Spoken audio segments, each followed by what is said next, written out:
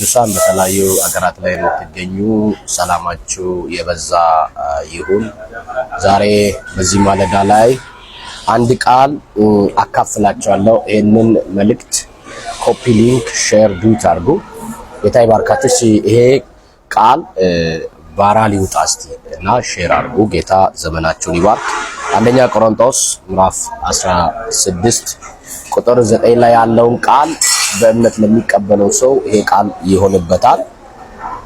ስራ የሞላበት ትልቅ በር ተከፍቶልኛል፣ ተቃውሞች ብዙ ናቸው ይላል። ስራ የሞላበት ትልቅ በር ተከፍቶልኛል። ለአንድ ሰው ዛሬ አምኖ ለተቀበለ ሰው ስራ የበዛበት ትልቅ በር ተከፍቶለታል። ስራ የበዛበት በሮቻችሁ ለተዘጋ ግራ ለገባችሁ የስራ በሮቻችሁ ዝግ ለሆነው ዛሬ ለእናንተ መልእክት ይዤ ወደ እናንተ ቀርብ ያለው እግዚአብሔር በዚህ ማለዳ ላይ አንደኛ ቆሮንቶስ ምዕራፍ 16 ቁጥር 9 ሰጥቶኛል። ስራ የሞላበት ትልቅ በር ተከፍቶልኛል፣ ተቃውሞችም ብዙ ናቸው ይላል።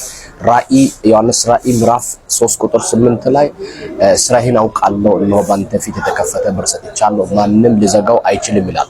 ማንም ሊዘጋው የማይችል በር ለአንድ ሰው ዛሬ በጌታ በኢየሱስ ክርስቶስ ስም ተከፈተለት።